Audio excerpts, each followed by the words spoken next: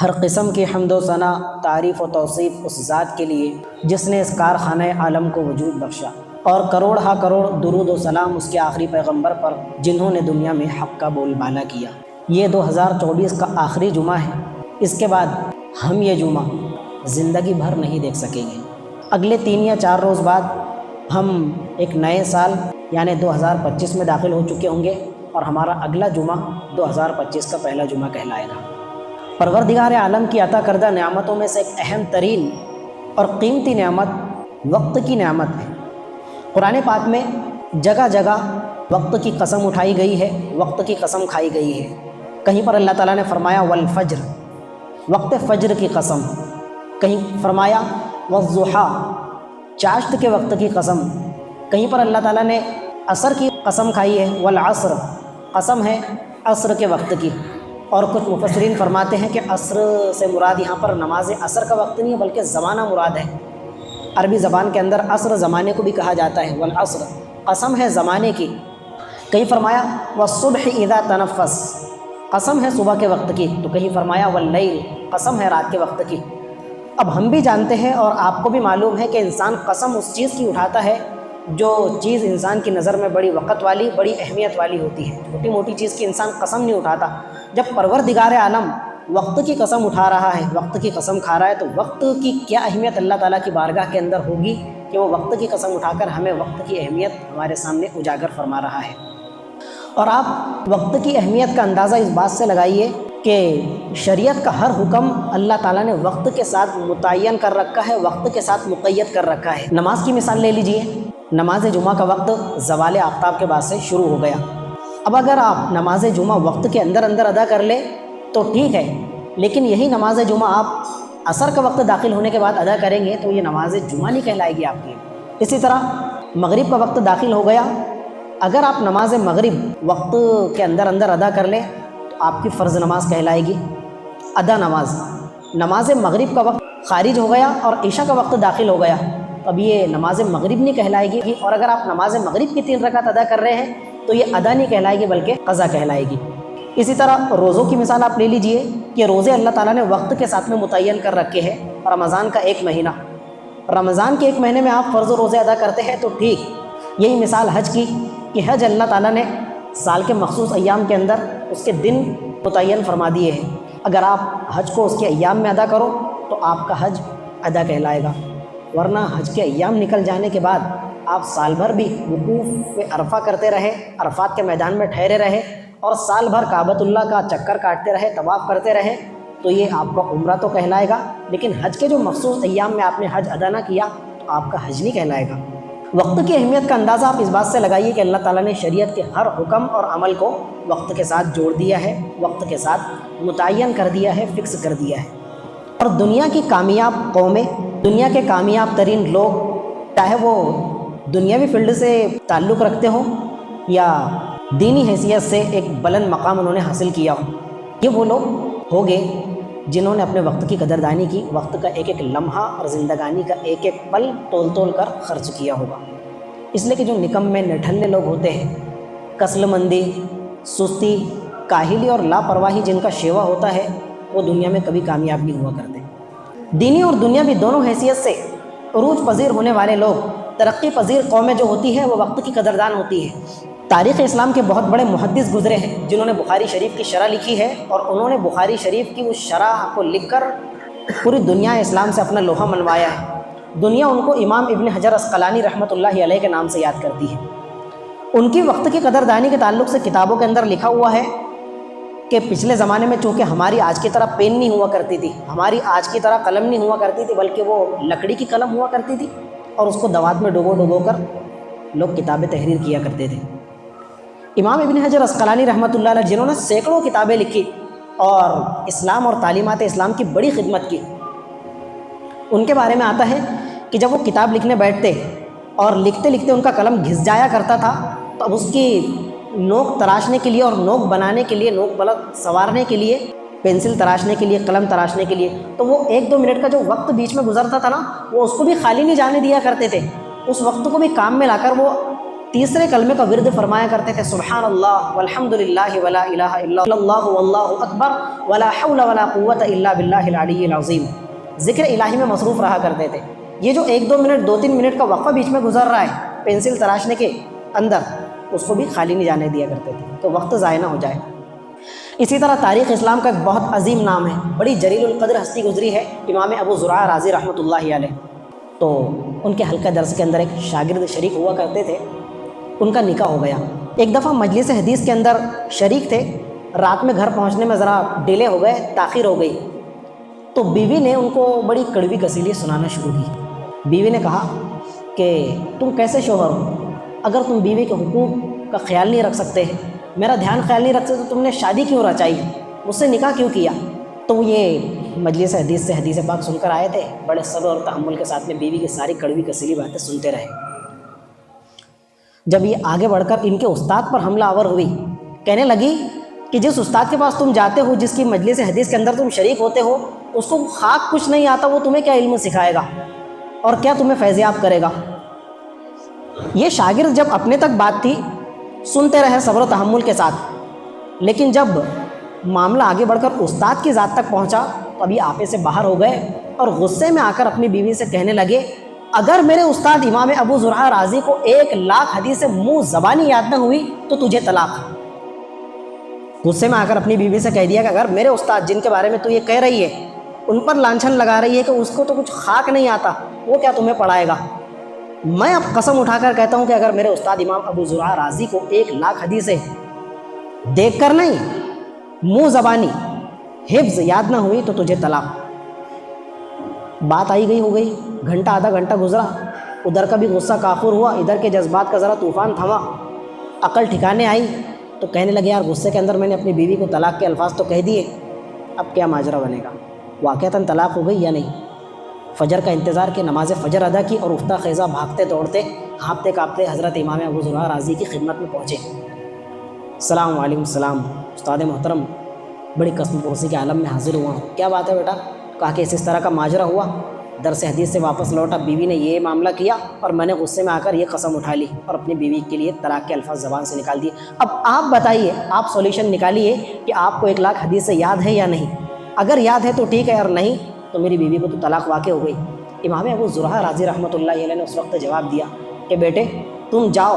اور اپنی ازدواجی زندگی پہلے کی طرح بالکل آرام اور سکون سے گزارو، اس لیے کہ تمہارے استاد ابو زرعہ رازی کو 1,00,000 حدیث منہ زبانی اس طرح یاد ہے جس طرح ایک عام انسان کو سورہ فاتحہ زبانی یاد ہوتی ہے. سورہ فاتحہ بچے کی زبان پر ہوتی ہے، رات میں 2-3 بجے آپ بچے کو اٹھا کر سورہ فاتحہ سنانے کا بولو، وہ کہیں گا یار میں تو بچپن سے امام صاحب سے سورہ فاتحہ سنتا چلا آیا ہوں. اس کے قوت حافظہ کے اندر لا شعور میں کس طرح سے سورہ فاتحہ رچ بس جاتی ہے. امام ابو زرعہ رازی رحمۃ اللہ علیہ نے فرمایا مجھے 1,00,000 حدیث اس طرح یاد ہے جس طرح تم کو سورہ فاتحہ یاد ہوا کرتی ہے. اب آپ بتائیے آڈینس کہ ان کی بیوی کو طلاق واقع ہوئی یا نہیں ہوئی، یہ آپ اس کا فیصلہ کریں گے. کہنے سننے کے لیے بڑی ہلکی بات ہے. موجودہ افراد میں سے محلہ قریش کے اندر جو نامی گرامی شخصیت ہوگی، جنہوں نے 4 مہینے کئی دفعہ لگائے ہوں گے، جو حافظ قرآن ہوں گے، عالم دین ہوں گے، ایک نشست کے اندر ان کو صرف 40 حدیث، جو چہل حدیث کا رسالہ ہوتا ہے چھوٹا سا، کہیے آپ کہ ایک نشست کے اندر ہم کو عبارت کے ساتھ میں حضور کے الفاظ منوعاً 40 حدیث سنائیے. پتا پانی ہو جاتا ہے حضرت. 40 حدیث اس نشست کے اندر انسان سنا نہیں پاتا. وقت کی اہمیت، وقت کی قدردانی پر بات ہو رہی ہے کہ امام ابو زرعہ رازی رحمۃ اللہ علیہ نے جب 1,00,000 حدیث منہ زبانی یاد کی ہے، کیسے یاد ہو گئی؟ آسمان سے اللہ تعالیٰ نے حدیثوں کا نزول فرمایا ان کے ذہن و دماغ کے اندر، یا ماں پیٹ سے 1,00,000 حدیثیں یاد کر کے آئے تھے؟ نہیں، انہوں نے وقت کی قدردانی کی، وقت کا ایک لمحہ زندگانی کا ایک پل تول کر خرچ کیا. اس کے بعد وہ جو ہے اس مقام پر فائز ہوئے کہ ان کو لاکھوں حدیثیں ان کی قوت حافظہ کے اندر ازبر ہو چکی تھی. تو دنیا کی تمام ترقی یافتہ قومیں، تمام نامی گرامی ہستیاں جنہوں نے دنیا کے اندر نام پایا، بلندی حاصل کی، آج ہزاروں سال کا عرصہ گزرنے کے باوجود بھی ہم اس سرزمین پر بیٹھ کر ان کا تذکرہ کر رہے ہیں. کسی عربی دانشور کا ایک جملہ ہے، مقولہ ہے، اس نے بڑا اچھا جملہ کہا ہے وقت کے تعلق سے. کہتا ہے الوقت اثمن من الذهب. یہ جو ہم انگلش کے اندر کہتے ہیں ٹائم از گولڈ، وقت سونے کے مانند ہے. سونا کتنا قیمتی ہے، کتنی قیمتی دھات ہے سونا. تو وہ کہتا ہے کہ لوگ تو کہتے ہیں ٹائم از گولڈ، وقت سونے کے مانند قیمتی ہے. اس نے اس سے آگے بڑھ کر کہا کہ وقت سونے سے بھی زیادہ قیمتی ہے، وجہ اس کی یہ ہے کہ آپ کی تجوری پر کوئی چور ڈاکو حملہ کر دے اور ساری تجوری آپ کی لوٹ کر لے کر چلے جائے، لیکن آپ کی زندگی باقی ہے تو آپ بھاگ دوڑ کر کے دوبارہ اپنی تجوری کو بھرنے کا سامان کر سکتے ہیں، سونا چاندی آپ دوبارہ حاصل کر سکتے ہیں۔ لیکن وقت جو آپ کا گزر گیا، آپ کی زندگی ختم ہو گئی، جب آپ کی زندگی باقی نہیں ہے، آپ کے پاس میں وقت نہیں ہے بھاگ دوڑ کرنے کے لیے، تو آپ کہاں سے حاصل کر سکیں گے؟ وہ کہتا ہے کہ الوقت اثمن من الذهب، یہ جو وقت ہے، یہ ٹائم ہے، یہ زندگانی کے قیمتی ایام ہے، یہ سونے سے بھی زیادہ قیمتی ہے۔ بخاری شریف کی روایت ہے اور سیدنا عبداللہ بن عباس رضی اللہ تعالیٰ عنہ اس روایت کے راوی ہیں۔ فرماتے ہیں کہ سرکار مدینہ صلی اللہ علیہ وآلہ وسلم نے ارشاد فرمایا، نعمتان مغبون فیہما کثیر من الناس، دو نعمتیں اللہ تعالیٰ نے دنیا میں ایسی رکھی ہے، لوگوں کو دو نعمتیں ایسی عطا فرمائی ہیں کہ اکثر لوگ میجورٹی ان دو نعمتوں کے بارے میں دھوکے میں مبتلا ہے، گھاٹے کا شکار ہے، ٹوٹے میں پڑی ہوئی ہے۔ وہ دو نعمتیں کون سی ہیں؟ پہلی حضور نے ارشاد فرمائی، الصحت، صحت، تندرستی، توانائی۔ جب انسان کو صحت تندرستی حاصل ہوتی ہے، وہ بالکل کڑیل جوان ہوتا ہے، جوان رانا ہوتا ہے، اس کے منہ میں دانت ہوتے ہیں اور پیٹ میں آنت ہوتی ہے، صحت تندرستی کی دولت اسے حاصل ہوتی ہے، تو وہ سمجھتا ہے کہ میں ہمیشہ کڑیل جوان رہوں گا۔ جس طرح آج میں تندرست ہوں، کل بھی میری تندرستی جوں کی تو قائم و دائم رہے گی۔ لیکن شام ڈھلنے سے پہلے اس پر کوئی ایسا حادثہ آتا ہے، لقوا مار جاتا ہے، فالج کا شکار ہو جاتا ہے، مسجد کی سیڑھی سے اتر رہا تھا، ٹانگ ٹوٹی، دایا بازو ٹوٹا اور اتنے مہینے کے لیے اس کا پلستر بن کر رہ گیا۔ اب وہ جو شخص صبح میں دعویٰ کر رہا تھا کہ میری تندرستی اور توانائی ہر وقت اس طرح قائم دائم رہے گی، کہاں چلی گئی میاں؟ حضور نے فرمایا یہ جو صحت اور تندرستی کی نعمت ہے، یہ ایسی ہے کہ اکثر لوگ اس کے بارے میں دھوکے میں مبتلا ہے۔ اور دوسری نعمت کون سی ہے؟ والفراغ، حضور نے فرمایا یہ جو فراغت کی نعمت ہے، فرصت کے لمحات ہے، مشغول نہ ہونا، خالی ہونا، تو انسان اپنے فرصت کے لمحات کو مزید بیکاری کے اندر صرف کرنا شروع کر دیتا ہے۔ وہ کہتا ہے ابھی میں خالی ہوں، ابھی فرصت کے ایام ہے، فرصت کا وقت ہے، تو وہ اپنے خالی ٹائم کو جو ہے مزید آوارگی کے اندر اور بیکاری کے اندر گزارنا شروع کر دیتا ہے کہ جب وقت آئے گا، کام پڑے گا، تب دیکھا جائے گا، میں سارے کام نپٹا لوں گا، سارے کام کر لوں گا۔ لیکن جب کاموں کی بھرمار ہوتی ہے، دماغ پر جب بوجھ آتا ہے، کندھوں پر جب اس کا تان پڑتا ہے، تو انسان کی کمر ٹوٹ کر رہ جاتی ہے۔ وہ کہتا ہے کہ یار میں اپنے گزشتہ کل کا دن جو خالی تھا اس کو کام میں لا لیا ہوتا تو یہ 2 کام 3 کام جو آج اکٹھے ہو گئے ہیں اس طرح نہ ہوتے اور میں اس پریشانی اور پیچیدگی کا شکار نہ ہوتا۔ حضور نے فرمایا 2 نعمتیں ایسی ہے کہ انسانوں کی اکثر لوگ ان 2 نعمتوں کے بارے میں دھوکے میں مبتلا ہے، گھاٹے اور ٹوٹے کا شکار ہے۔ اگلی روایت یہ بھی حضرت عبداللہ بن عباس کی روایت ہے اور امام بیہقی رحمۃ اللہ علیہ کی مشہور و معروف کتاب ہے جس کا نام ہے شعب الایمان، اس کے اندر انہوں نے اس روایت کو نقل کیا ہے۔ فرماتے ہیں کہ سرکار مدینہ صلی اللہ علیہ وآلہ وسلم نے ارشاد فرمایا، اغتنم خمسا قبل خمس، لوگوں 5 چیزوں کے آنے سے پہلے غنیمت جان لو، 5 چیزوں کے نافذ ہونے سے پہلے بعض چیزیں جو تمہیں حاصل ہے ان 5 چیزوں کی قدر کر لو، غنیمت جان لو۔ نمبر 1، شبابک قبل حرمک، اللہ تعالیٰ نے جو تمہیں جوانی نصیب فرمایا ہے، اس جوانی کو اپنے بڑھاپے کی آمد سے پہلے، بڑھاپے کے آنے سے پہلے غنیمت جان لو۔ آج میں جوان رانا ہوں، میری 30 35 40 سال عمر ہے، ہر طرح کی نعمت، آسائش، آسانی مہیا ہے اور فل جوانی کا عالم ہے۔ انسان سمجھتا ہے کہ آج میں جوان ہوں، کل بھی جوان رہوں گا، اگلے سال بھی مجھے جوانی میسر رہے گی اور مجھ پر کبھی بڑھاپا طاری نہیں ہوگا۔ یہ اس کی خام خیالی ہے۔ اپنے بوڑھوں کو دیکھتا ہے، اپنے خاندان کے افراد کو دیکھتا ہے تو کہتا نہیں یہ تو وقت سے پہلے بوڑھے ہو گئے، وقت سے پہلے ان کے اعضاء جواب دے چکے، وقت سے پہلے ان کے بالوں کے اندر چاندی اتر آئی اور بال سفید ہو گئے، میرے ساتھ یہ معاملہ نہیں ہوگا۔ اس کو اپنے جوانی کا یہ زوم ہوتا ہے اور شیطانی وسوسہ اندازی کرتا ہے کہ تو فکر مت کر، تو ہمیشہ جوان رہے گا۔ لیکن جب عمر ڈھلنا شروع ہوتی ہے، موت کے لمحات قریب آتے ہیں، تو اس کو وہ جوانی کے ایام یاد آتے ہیں کہ کاش آج جو کام میں کرنے سے قاصر ہوں، عاجز ہوں، اپنی جوانی کے ایام میں یہ کام کر لیا ہوتا، طاعت کے اندر اپنی زندگانی بسر کیا ہوا ہوتا تو کتنا اچھا ہوتا۔ لیکن اب پچھتائے کیا ہو جب چڑیا چگ گئی کھیت۔ حضور نے فرمایا شبابہ کا قبل حرمک، جو جوانی کی نعمت تمہیں ابھی حاصل ہے، بڑھاپے کی آمد سے پہلے اپنے اس جوانی کے ایام کو غنیمت جان لو۔ دوسری چیز وصحتک قبل سقمک، اپنی صحت، تندرستی، توانائی کو بیماری کے آنے سے پہلے غنیمت جان لو۔ جب بیماری کا حملہ ہوتا ہے، حضرت یہ تو کہنے کی بات ہے کہ بڑی بڑی بیماریاں ہوتی ہیں تو انسان اس کو سہار نہیں سکتا ہے، اپینڈس ہے، کینسر ہے، شوگر ہے، جب انسان ان سے جوجھتا ہے، جب انسان ان کا شکار ہوتا ہے تو کہتا ہے انسان کہ پتری کی بیماری اللہ دشمن کو بھی نہ دکھائے، فلا فلا بیماری اللہ دشمن کو بھی نہ دکھائے، لیکن حقیقت یہ ہے کہ سر درد جو آدھے منٹ کا سر درد ہے، انسان کی اتنی اوقات ہی نہیں کہ وہ آدھے منٹ کا سر درد بھی برداشت کر سکے۔ بن پانی کے مچھلی کے موافق وہ تڑپتا ہے، ہلکا سا آپ کے دانت کے اندر، ڈاڑھ کے اندر، کانوں کے اندر ٹیس کی کسک اٹھنے دو، انسان کے لیے ناقابل برداشت ہو جاتی ہے۔ حضور نے فرمایا کہ جو بیماری سے پہلے کے لمحات ہیں تمہارے صحت، تندرستی اور توانائی کے، اس کو غنیمت جان لو۔ وصحتک قبل سقمک، اور اپنی صحت کو اپنی بیماری کے آنے سے پہلے غنیمت جان لو۔ تیسری چیز حضور نے فرمائی وغناک قبل فقرک، اور اپنی مالداری کو، اپنی تونگری کو، تنگ دستی کے آنے سے پہلے غنیمت جان لو، اس لیے کہ اس بوڑھے آسمان نے، اس پرانی زمین نے وہ دن بھی دیکھے ہیں کہ وقت کے بڑے بڑے قارون کہ جن کے خزانوں کی چابیاں اٹھانے سے بڑے بڑے پہلوان عاجز ہو جایا کرتے تھے۔ قرآن مجید میں 20 پارے کے اندر اللہ تعالیٰ نے قارون کے خزانوں کی چابیوں کی منظر کشی کی ہے۔ لَتَنُوءُ بِالْعُصْبَةِ أُولِي الْقُوَّةِ، بڑے بڑے جوان رانہ طاقتور نوجوان جو ہے اس کے خزانوں کی چابیاں اٹھانے سے عاجز آ جاتے تھے۔ حضرت خزانوں کی چابیوں کا یہ عالم تھا، اس کے خزانے کتنے بڑے بڑے ہو گئے، اور خزانوں کی چابیوں کی تعداد اللہ تعالیٰ فرما رہا ہے لَتَنُوءُ بِالْعُصْبَةِ أُولِي الْقُوَّةِ، کہ بڑے بڑے جوان رانہ اور کڑیل طاقتور چابیوں کو اٹھا نہیں سکتے تھے۔ کیا مال و دولت سے نوازا ہوگا؟ لیکن یہ پرانی زمین اور بوڑھا آسمان اس بات کا گواہ ہے، قارون اپنی دولت سمیت زمین کے اندر دھسا دیا گیا۔ آج صبح کا ارب پتی کل صبح کا سڑک پتی ثابت ہوتا ہے۔ حضور نے فرمایا یہ جو مال و دولت سے اللہ تعالیٰ نے تم کو نوازا ہے، اس کو راہ الہی میں خرچ کر کے، اپنے دینی اور دنیاوی اچھے کاموں کے اندر صرف کر کے کام میں لا لو، قبل اس کے کہ تمہارے اوپر تونگری اور مفلسی چھا جائے۔ تیسری چیز وغناک قبل فقرک، اور اپنی مالداری کو محتاجگی اور تنگ دستی کے آنے سے پہلے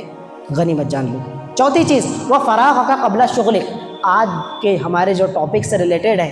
وہ حضور نے فرمایا کہ اپنی خالی ایام کو، اپنی فرصت کو، اپنی مشغولیت کے آنے سے پہلے غنیمت جان لو۔ ابھی آدھا گھنٹہ تمہارے پاس خالی ہے، اگر تم کوئی کام جو کل کا باقی ماندہ کام ہے کر سکتے ہو تو کر لو، کوئی طاعت کے کام میں اپنے اس آدھے گھنٹے کو بسر کر سکتے ہو تو کر لو، ورنہ اگلا جو لمحہ آنے والا ہے، اگلا گھنٹہ آنے والا ہے، وہ تمہارے لیے کتنا مشغولیت بھرا ہونے والا ہے اور کتنا مشغولیت بھرا ثابت ہو سکتا ہے، اس کا اندازہ تمہیں ابھی نہیں ہے۔ وہ فراغ کا قبل شغلک، اور اپنی فراغت اور اپنی فرصت کے لمحات کو اپنی مشغولیت کے آنے سے پہلے غنیمت جان لو۔ آخری چیز حضور نے ارشاد فرمائی وہ حیات کا قبل موتک، اور اپنی زندگی کو اپنے موت کے آنے سے پہلے غنیمت جان لو۔ اذا جاء اجلهم لا يستاخرون ساعة ولا يستقدمون، ابھی چلتے پھر رہے ہو، آدھا گھنٹہ پہلے تو فلاں صاحب کی میری سنیچر کے اندر ملاقات ہوئی تھی، ایک گھنٹہ پہلے تو ہم نے عالم چوک کے اندر ساتھ میں بیٹھ کر چائے پی تھی، اور میں یہ کیا خبر سن رہا ہوں کہ وہ چلتے بنے، ان کی آخری سانس بھی اکھڑ گئی، وہ اللہ کو پیارے ہوئے، ایسا کیسے ہو سکتا ہے؟ کہا کہ جناب آپ تصدیق کریں نہ کریں، لیکن جن کے ساتھ میں ایک گھنٹہ پہلے آپ نے چائے پی تھی وہ ہمیشہ ہمیشہ کے لیے اب چائے کا پیالہ یہیں چھوڑ کر اپنے مالک کی حقیقی بارگاہ کے اندر جا چکے ہیں۔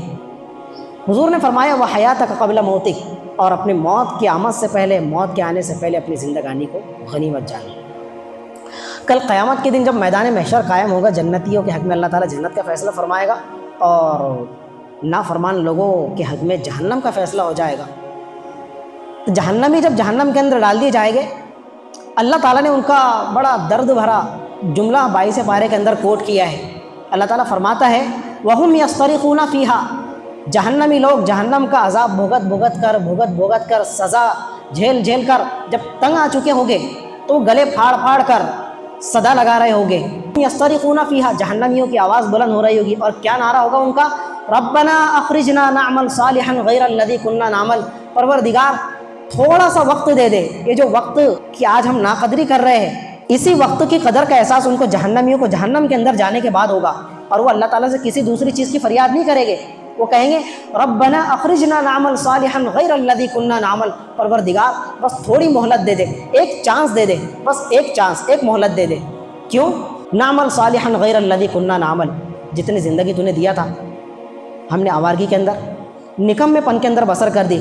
اب ہم تم سے وعدہ کرتے ہیں کہ بس تو ایک چانس دے دے، تھوڑی سی مہلت دے دے دنیا کے اندر جانے کی، تو جو کام ہم نہیں کر سکے وہ کام ہم کر لیں گے، ہم بھی نیکوکاروں کے صف کے اندر شامل ہو جائیں گے۔ اللہ تعالیٰ فرمائیں گے اولم نعمرکم ما یتذکر فیہ من تذکر، تم مجھ سے مہلت مانگ رہے ہو کتنے دن کی؟ چند دنوں کی، چند مہینوں کی، میں نے تم کو 60 سال کی زندگی دی تھی،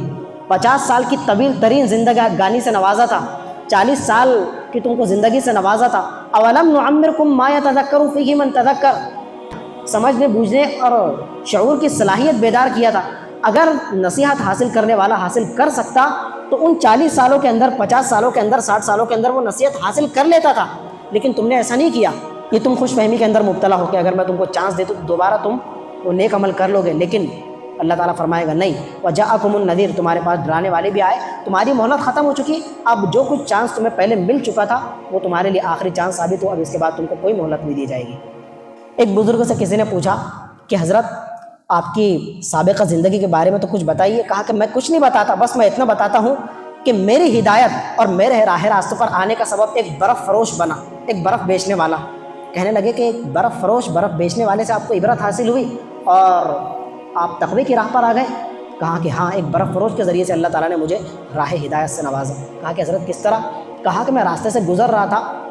بڑی چلچلاتی دھوپ تھی، آسمان آگ برسا رہا تھا، ایک برف فروش اپنی لاری پر فٹ پاتھ کنارے برف بیچ رہا تھا۔ لوگ جو ہے شربت پینے کے لیے، ٹھنڈا پانی پینے کے لیے اس سے برف خرید رہے تھے۔ میرا کام ہوا اور کام سے میں گھنٹے آدھے گھنٹے کے بعد واپس لوٹا تو جس طرح صبح کے وقت معتدل موسم تھا اور ابھی 2 گھنٹے پہلے ہمارے یہاں پر اچانک بارش چالو ہو گئی، کتنا موسم ہو ٹھنڈا ہو گیا۔ تو بزرگ کہتے ہیں میں گھنٹے آدھے گھنٹے کے بعد جب اپنے کام سے واپس لوٹا تو بادل چھا چکے تھے، ابر سایہ فگن ہو چکا تھا، موسم بالکل ٹھنڈا ہو گیا تھا۔ اب جو گرمی کی رمق پہلے تھی وہ اب نہ دارد، تو لوگوں کو برف کی ضرورت بھی پیش نہیں آئی، اس کا برف جو کا تو دھرا تھا۔ میں آگے بڑھ رہا تھا، یکایک میرے کانوں کے اندر آواز پڑی، وہ برف فروش سرد آگ کھینچ کر کہہ رہا تھا، اے لوگو رحم کرو اس شخص پر جس کا سرمایہ پگھلا جا رہا ہے، میرے حال پر رحم کرو، میرے سرمایہ پر افسوس کہ میرا سرمایہ پگھلا جا رہا ہے، مجھ پر رحم کرو، اللہ کے واسطے ترس کھاؤ۔ کہتے ہیں کہ جب میرے کانوں کے اندر یہ آواز پڑی تو میرے دل پر ایک کاری ضرب لگی اور میرے دل کی دنیا بدل گئی کہ یہ معمولی سا برف فروش اپنی 10-20 روپے کی برف کی سل کو اپنا قیمتی سرمایہ قرار دے رہا ہے اور اس کے پگھلنے پر افسوس کر رہا ہے کہ میرا برف پگھلا جا رہا ہے اور میرا سرمایہ ختم ہو رہا ہے، تو تم مجھ سے خریدو اور میرے یہ جو اس کے پیچھے میں نے لاگت صرف کیا ہے اس کا منافع مجھے حاصل ہو جائے۔ کہتے ہیں کہ 10-20 روپے کی برف کے پگھلنے اور ضائع ہونے پر اس کو اتنا افسوس ہو رہا ہے، اللہ تعالیٰ نے مجھے اتنی قیمتی زندگانی کی قیمتی ایام سے نوازا ہے، میرے زندگی کا ایک ایک لمحہ، ایک ایک دن جو بڑا بیش قیمت ہے، قیمتی ہے، وہ کیا ہو رہا ہے؟ صرف ہو رہا ہے۔ مجھے بڑی عبرت ہوئی اور میں نے اپنی زندگی کا بالکل ورق الٹ کر جو ہے اللہ تعالیٰ کی فرما برداری کے اندر اپنی زندگی کے بقیہ ایام کو بسر کرنا شروع کر دیا۔ وہ جو شاعر نے کہا تھا، ہو رہی ہے عمر مثل برف کم، جس طرح رفتہ رفتہ برف پگھلتے پگھلتے ختم ہو جاتا ہے اور اس کا آخری قطرہ بھی پگھل جاتا ہے، وہ کہتا ہے کہ انسان کی زندگانی اور اس کی عمر کی مثال بالکل برف کی مانند ہے۔ ہو رہی ہے عمر مثل برف کم، رفتہ رفتہ چپکے چپکے دم بدم، جس طرح رفتہ رفتہ دھیمے دھیمے آہستگی کے ساتھ میں برف پگھلتے پگھلتے پگھلتے تو اپنے اختتام کو پہنچ جاتا ہے اور اس کا ایک آخری قطرہ بھی باقی نہیں رہتا۔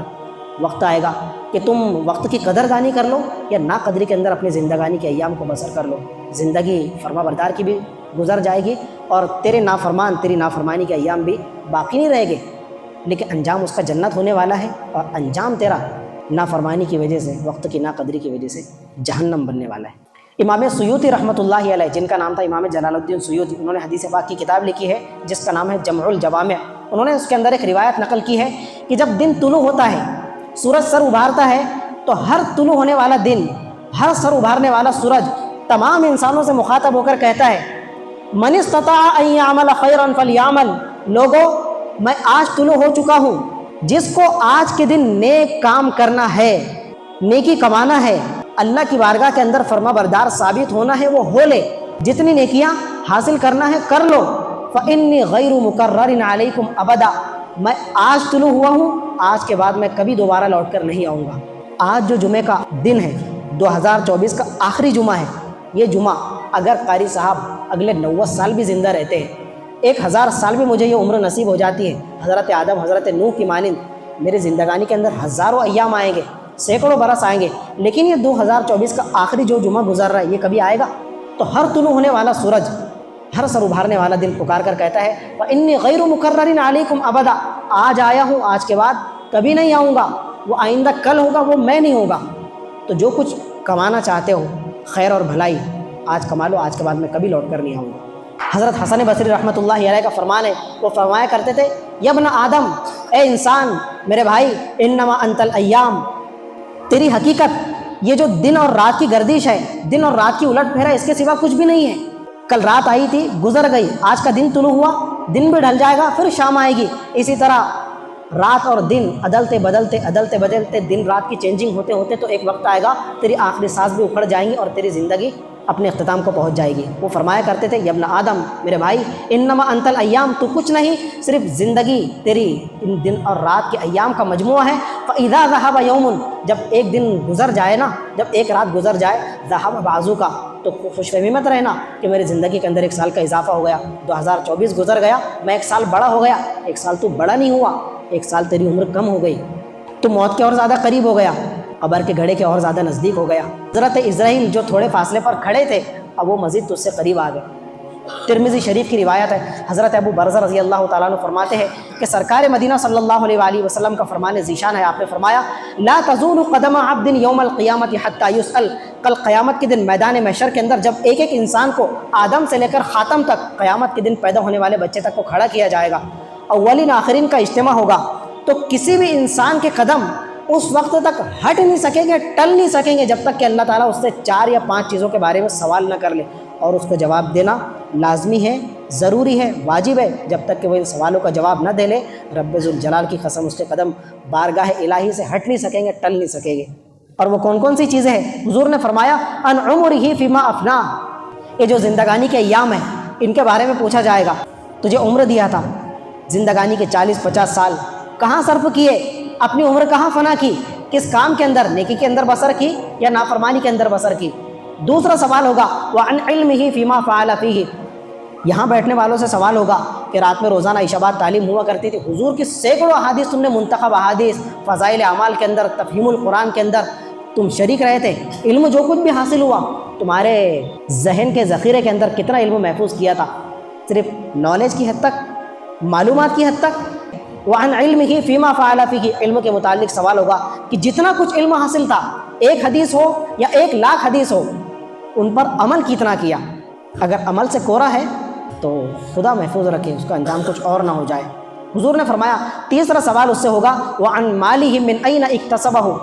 جو کچھ بھی مال و دولت تیرے پاس تھی، جتنی مایا پونجی تھی، تو اپنے وقت کا چودھری تھا، تو اپنے وقت کا بہت بڑا سیٹ تھا، تیرے نام کی ہاہاکار کی جاتی تھی، تو وقت کا قارون کہا جاتا تھا، تیرے لیے یہ نعرے بلند کیے جاتے تھے کہ اگلے سال یہ شداد کی طرح ایک جنت قائم نہ کر دے دنیا کے اندر، اتنی مال و دولت تیرے پاس تھی، کہ جو کچھ بھی تیرے پاس ٹوٹی پھوٹی دولت تھی، جھوپڑ پٹی کے اندر رہنے والا انسان، 2 وقت کی روٹی بوٹی کمانے کے لائق مال کمایا تو کہاں سے کمایا؟ جتنی بھی مایا پونجی تھی، تجوری بھر کر سونا ہو یا تیرے پاس پھوٹی کوڑی ہو، کمایا تو کہاں سے کمایا؟ لوگوں کی بوٹیاں نوچ کر کمایا، ان کا خون چوس کر کمایا، سود اور بیاج کے ذریعے سے پیسے صرف کر کر کے مال و دولت کمایا، یا حلال طریقے سے کمایا؟ یہ ایک سوال اس سے لگا بندہ، اگلا سوال بھی ہوگا، وفیما انفقہ، چل حلال طریقے سے تو مال کمایا، اگر حرام طریقے سے کمایا تو یہیں پر پھنس گیا ہو تو، اور اگر حلال طریقے سے کمایا تو اب یہ جو مال تھا اس کو خرچ کہاں کیا؟ 3 دن کے بعد میں نیو ایئر نائٹ تو منانے والا تھا، 2025 کی جو پہلی رات تھی، نائٹ کلبوں کے اندر تو نے اپنے پیسے خرچ کیا، گرل فرینڈ بوائے فرینڈ کے کلچر کے اندر اس کا شکار ہو کر تو بھی اپنی گرل فرینڈ کے ساتھ وہاں پر گیا تھا اور شراب کے جام تو نے لٹایا تھا، فلاں جگہ عرس قائم ہوا جہاں پر اس جگہ پر ڈانس کیا گیا، قوالیوں کی اور رقص و سرود کی محفلیں سجائی گئی، تو اس پر اپنا پیسہ خرچ کیا؟ یا مسجد کے اندر ایک پنکھے کی ضرورت تھی، مسجد کے اندر صاف صفائی کے لیے ایک جھاڑو کی ضرورت تھی، ایک غریب قسم پرسی کے عالم میں مسجد کی پائریوں پر بیٹھا ہوا تھا، واقعتاً وہ فقیر محتاج کلاش تھا، اس کے پاس ایک وقت کی روٹی بوٹی کا انتظام نہیں تھا، تیرے جیب میں 1000 کی نوٹ تھی، اگر تو چاہتا تو 10 روپے صرف کرتا، اللہ کی راہ میں لٹاتا، لیکن وہاں پر تو منہ بسوڑ کر باہر نکل گیا۔ خرچ کیا تو کہاں کیا؟ اس جگہ کیا یا اس جگہ کیا؟ اگر یہاں کیا تو جنت تیری منتظر ہے، اور اگر وہاں کیا تو جہنم کے دہکتے انگارے تیرے انتظار میں۔ اور آخری سوال ہوگا، وعن جسمہ، اور ایک روایت کے الفاظ ہے، وعن شبابہ فیما ابلا، اللہ تعالیٰ نے جو جوانی کے قیمتی ایام تجھے دیے تھے، یا جو جسم سے تجھے نوازا تھا، اپنی باڈی کو، اپنی فٹنس کو کس کام کے اندر صرف کیا؟ غلط کاموں کے اندر یا اچھے کاموں کے اندر؟ امام شافعی رحمۃ اللہ علیہ کے چند عربی اشعار ہے، وہ فرمایا کرتے تھے، تزود من الدنیا فانک لا تدری، میرے بھائی اللہ تعالیٰ نے تجھے جو زندگانی کے قیمتی ایام دیے ہیں، وقت سے نوازا ہے، اس وقت کو غنیمت جان کر یہ جو تیری اخروی زندگی ہے اس کے لیے تھوڑی مایا پونجی جمع کر لے، زاد راہ اکٹھا کر لے، توشہ سفر اور سامان سامان سفر اکٹھا کر لے۔ فَإِنَّكَ لَا تَدْرِي إِذَا جَنَّ عَلَيْكَ اللَّيْلُ هَلْ تَعِيشُ إِلَى الْفَجْرِ، اس لیے کہ جب رات چھا جاتی ہے اور تو مست گدڑی اوڑھ کر سو جاتا ہے تو یہ سوچتا ہے کہ میں صبح اٹھ کر یہ کروں گا اور تیری پلاننگ ہوتی ہے، لیکن تو نہیں جانتا هَلْ تَعِيشُ إِلَى الْفَجْرِ کہ تجھے صبح میں فجر کی نماز بھی نصیب ہو سکے گی یا نہیں، یا رات میں 2 بجے 3 بجے 3:30 بجے تیری آخری سانس اکھڑ جائے گی۔ آگے فرمایا کرتے تھے وَكَم مِّن صَحِيحٍ مَاتَ مِن غَيْرِ عِلَّةٍ وَكَم مِّن سَقِيمٍ عَاشَ حِينًا مِّنَ الدَّهْرِ، کتنے بیمار ہیں کہ جو برسوں سے بستر پر پڑے ہوئے ہیں، جو نہ چل سکتے ہیں، نہ پھر سکتے ہیں، نہ لوگوں سے بات چیت کر سکتے ہیں، بیماری کے عالم میں 10-10 سال سے بستر پر پڑے ہوئے ہیں، موت کی تمنا کرتے لیکن ان کو موت نہیں آتی ہے۔ اس کے بالمقابل، اس کے بالکل اپوز وَكَم مِّن صَحِيحٍ مَاتَ مِن غَيْرِ عِلَّةٍ، اور کتنے لوگ ہیں کہ جو بالکل تندرست ہے، توانا ہے، کڑیل جوان ہے، ابھی تیرے سامنے تیرا دوست بائک رائڈنگ کرتا ہوا سنیچرے کی طرف نکلا کہ چل آدھے گھنٹے بعد ناشتہ لے کر آتا ہوں اور یہاں پر مست نرسری کے اندر بیٹھ کر ناشتہ کھائیں گے، لیکن اس کے بعد تجھے اطلاع ملتی ہے کہ وہ بیچ میں گیا اور اس کا ایکسیڈنٹ ہو کر تو وہ اللہ کو پیارا ہو گیا، بالکل کڑیل جوان تھا۔ وَكَم مِّن صَحِيحٍ مَاتَ مِن غَيْرِ عِلَّةٍ، نہ کینسر کا مریض تھا، نہ کسی اور بڑی بیماری کے اندر مبتلا تھا، بالکل حشاش بشاش ہنستا کھیلتا تیرے سامنے نکلا، بغیر کسی بیماری کے حادثے کا شکار ہوا اور موت کے منہ میں چلا گیا۔ وَكَم مِّن فَتًى أَمْسَىٰ وَأَصْبَحَ ضَاحِكًا وَأَكْفَانُهُ فِي الْغَيْبِ تُنْسَجُ وَهُوَ لَا يَدْرِي، تم اپنی آنکھوں سے دیکھتے ہیں کہ سینکڑوں جوان جو ہنستے کھیلتے حشاش بشاش تمہارے سامنے زندگانی کے ایام بسر کر رہے ہیں، خوش گپیوں کے اندر مصروف ہیں، رقص و سرود کی محفلیں سجائے ہوئے ہیں، لیکن ان کو نہیں معلوم کہ ان کا کفن تیار ہو کر مارکیٹ میں آ چکا ہے۔ وَأَكْفَانُهُ فِي الْغَيْبِ تُنْسَجُ وَهُوَ لَا يَدْرِي، خوش گپیوں کے اندر مصروف ہے، وہ ہنس رہا ہے، کھیل رہا ہے، مستقبل کی منصوبہ بندی کر رہا ہے، فیوچر پلاننگ کر رہا ہے، لیکن اس کو نہیں معلوم کہ اس کا کفن تیار ہو کر مارکیٹ کے اندر آ چکا ہے، اب مرا تب مرا، اور وہ کفن جو ہے خرید کر اس کو ایک دن پہنا دیا جائے گا۔ فمن عاش الفن او الفین، آگے وہ کہا کرتے تھے اگر کوئی شخص 100 نہیں 1000 سال او الفین یا 2000 سال بھی اس دنیا کے اندر زندگی بسر کر لے، اس کا انجام کیا ہونے والا ہے؟ فلا بد من یوم یسر الی القبر، 1000 سال جی لے یا 2000 سال یا 5000 سال، لیکن انجام کار اس کا یہی ہونے والا ہے کہ اس کی آخری سانس اکھڑ کر اس کو حضرت عزرائیل قبر کے تاریک اور اندھیر گڑھے کے اندر لے جا کر پھینک دیں گے اور اس کے اعزا قاریب اس کو ایک دن دفن کر دیں گے۔ خلیفہ ہارون رشید کا دربار سجا ہوا تھا، تو ایک وزیر نے کہا کہ بادشاہ سلامت، ایک شخص آیا ہے جو کرتب دکھانے میں بڑا ماہر ہے اور وہ آپ کے دربار کے اندر کرتب دکھانے کی اجازت چاہ رہے ہیں اگر نوازش ہو۔ بادشاہ نے کہا کہ ٹھیک ہے، اجازت مل گئی۔ وہ کرتب دکھانے والا بادشاہ سلامت کے دربار میں داخل ہوا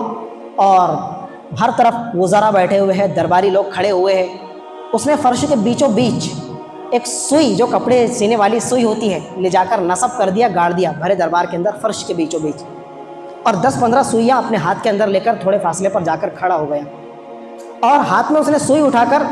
فرش پر گڑی ہوئی سوئی کا نشانہ سادہ نشانہ لیا۔ جتنی آڈینس تھی، جتنے درباری تھے، جتنے وزراء تھے، ان کی حیرت کی انتہا نہیں رہی جب انہوں نے یہ منظر دیکھا کہ اس نے جو سوئی پکڑا ہوا تھا، اس نے جو سوئی کا نشانہ لگایا تو ایک کے بعد ایک اس نے مکمل 10 سے 15 سوئیاں پھینکا، اور ان کی حیرت کی انتہا نہیں رہی جب انہوں نے یہ منظر دیکھا کہ یہ سوئی سامنے جو گڑی ہوئی سوئی تھی اس کے ناکے سے نکل کر اس پار ہو جایا کرتی تھی۔ معمولی بات ہے، ہمارے یہاں پر جب ہماری مائیں بہنیں یا ہم خود سوئی کے اندر دھاگا پروتے ہیں تو وہ دھاگا پرونے کے فراق کے اندر آدھا گھنٹہ گزر جاتا ہے، سوئی کے ناکے میں دھاگا ہی داخل نہیں ہوتا، اور یہاں پر یہ فاصلے پر کھڑا ہوا ہے، ایک سوئی لیا ہوا ہے اور مسلسل ایک کے بعد ایک سوئی کے ناکے کے اندر فاصلے پر کھڑے رہ کر 10 سے 15 سوئیاں اس پار نکال دیا۔ سارا دربار تالیوں سے گونج اٹھا۔ بادشاہ سلامت نے کہا کہ اس حیرت انگیز کرتب پر اس شخص کو 10 دینار دیے جائے اور اس بدبختوں کو 10 کوڑے بھی لگائے جائیں۔ جب درباریوں نے اس عجیب و غریب انعام کا اعلان سنا تو انہوں نے کہا بادشاہ سلامت، انعام کی وجہ تو سمجھ میں آتی ہے کہ 10 دینار جو ہے اس نے حیرت انگیز کرتب دکھایا، واقعتاً یہ 10 دینار کا مستحق ہے، یہ 10 کوڑے یہ کس سزا کے طور پر آپ دے رہے ہیں؟ تو کہا کہ 10 دینار اس کے ذہانت کے انعام کے طور پر اور 10 کوڑے اس کو اس جرم کی پاداش کے اندر لگائے جائے کہ اس نے اپنی خداداد صلاحیتیں، اپنی گاڈ گفٹیڈ صلاحیتیں جو اللہ تعالیٰ نے اس کو نوازا ہے، ایک ایسے کام کے اندر صرف کیا کہ جس کا نہ دین کے اندر کوئی فائدہ ہے نہ دنیا کے اندر کوئی فائدہ ہے۔ یہ سوئی کا کرتب دکھا کر کتنی مایا پونجی اکٹھے کر لے گا، کروڑ پتی تھوڑی بن جائے گا، لوگ اشش کریں گے، 2، 5، 10 روپے دے کر اس کو چلتا کر دیں گے۔ تو اتنا ذہین شخص، اتنی فطانت اور ذہانت سے اللہ تعالیٰ نے اس کو نوازا، اور اس نے اپنے وقت کی ناقدری کرتے ہوئے اس خدا داد صلاحیت کو، گاڈ گفٹیڈ صلاحیت کو ایسے کام کے اندر صرف کیا کہ نہ دین کا کوئی فائدہ ہے نہ دنیا کا کوئی فائدہ ہے۔ میر حسن نے کہا تھا وقت کی قدردانی کا احساس کرتے ہوئے کہ لوگوں 2024 تو رخت سفر باندھنے والا ہے، اگلے 3 دن کے بعد میں 2025 کا سورج طلوع ہوگا۔ 2024 جتنی غفلت کے ساتھ تم نے گزارا ہے، اب تم مستقبل کی منصوبہ بندی کر لو، فیوچر پلاننگ کر لو کہ اسی غفلت اور نافرمانی کے ساتھ میں اور بے ڈھنگے پن سے 2025 بھی تم کو گزارنا ہے یا پھر تم کو تھوڑا سدھار لانا ہے۔ تو وہ کہتا ہے سدا دور دورہ دکھاتا نہیں، گیا وقت پھر ہاتھ آتا نہیں، وقت کا ہر لمحہ یہ کہتا ہوا ہم سے چلا، ساتھ چلنا ہے تو چل ورنہ میں تو چلا۔ وآخر دعوانا الحمدللہ۔